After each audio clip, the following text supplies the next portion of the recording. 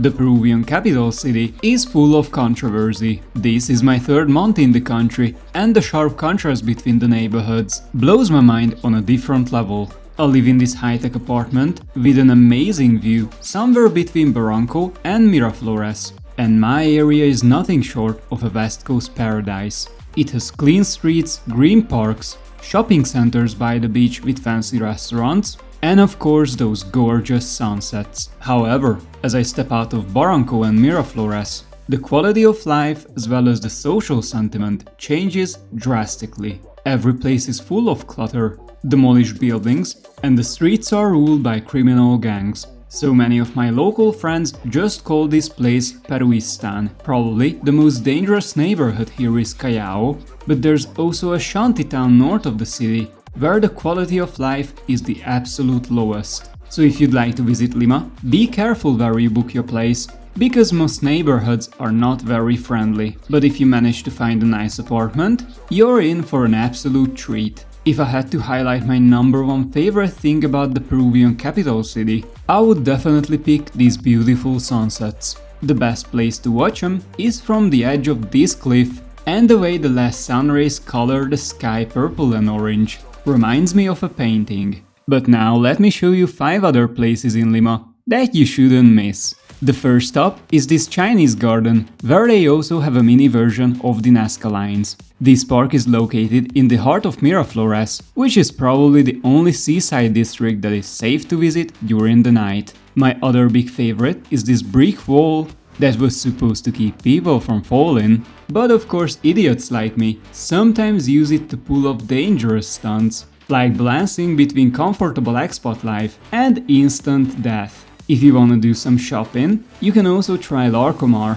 which is a giant shopping mall right next to the Pacific Ocean with nearly 200 shops. And since Lima has a water connection, they also have this pretty cool marine lighthouse, which is a giant metal tower that was constructed 5 decades ago. And last but not least, you can also visit the Park of the Lovers, where you can see this not so family-friendly statue, and the place where couples hang their locks for romantic reasons. But what if you're a digital nomad, like myself, and you plan on staying for multiple months? How is the internet, electronics, food and all the stuff that matters? Well, let me tell you my first-hand experience. Throughout my time in Lima, I tried 2 apartments, one in the neighborhood called Barranco and the other one in Miraflores. And both neighborhoods were pretty cool. I was never approached by criminals and never felt quote-unquote unsafe. However, every single time I left these places for work or for sightseeing, I never had a day without any problems.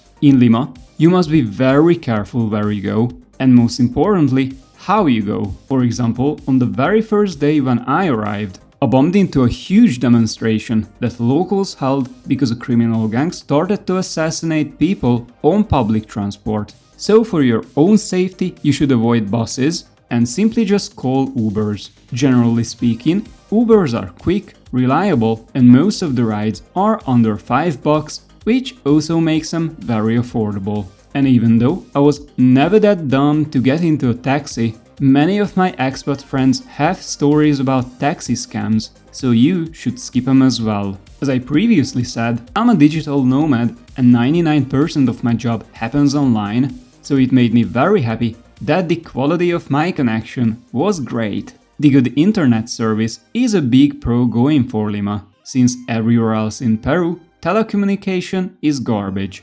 Especially in the Cusco region, where I had to work with external hard drives as I was unable to access cloud services. However, online work in Lima was much more seamless. Also, the prices and availability of electronics were surprisingly good here. For example, before coming to Peru, I've spent 8 months in Argentina, where buying the latest smartphones, laptops, and cameras were mission impossible. For this reason, Lima was a breath of fresh air, and I could finally buy myself an action camera for a really good price. Another big surprise in Lima is the incredibly good social life, as Peruvians in general are very kind and welcoming folks. And despite their main language is Spanish, most of them speaks English very well. I remember that on my first week being here, I met a bunch of heritage enthusiasts playing medieval war games in my local park, and when I asked them what was this all about, they simply just gave me a sword and took me in.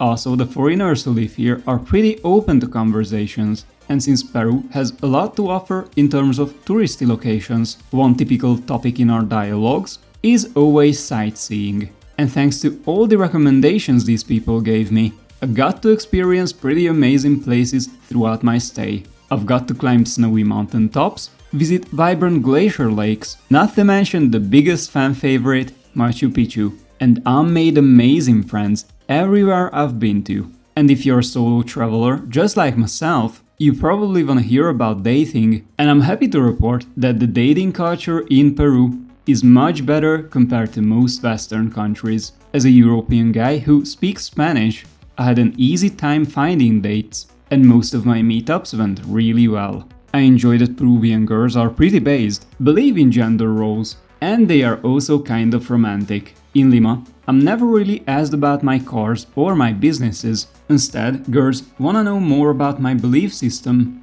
or my family goals, which is very refreshing after typical European dates that are much closer to job interviews or business negotiations. And the cherry on top is that Lima itself also offers some pretty cool dating locations. One of my big favorites is called Magic Water Circuit, where they combine laser shows with fountains, and by the time you go through the whole park, it is pretty much guaranteed to get soaked. And now that I've brought up locations for social life, I can't avoid talking about cafes and restaurants, on which I have kind of a mixed opinion. In my immediate area, most places are nicely furnished and well organized. However, the quality of food and beverages they serve is not the best. I must admit that Peruvians have some amazing recipes, and throughout my 3 months living here, I got the time to try the whole menu. This includes the traditional ceviche, chicha morada with lomo saltado, alpaca steak and alpaca burger,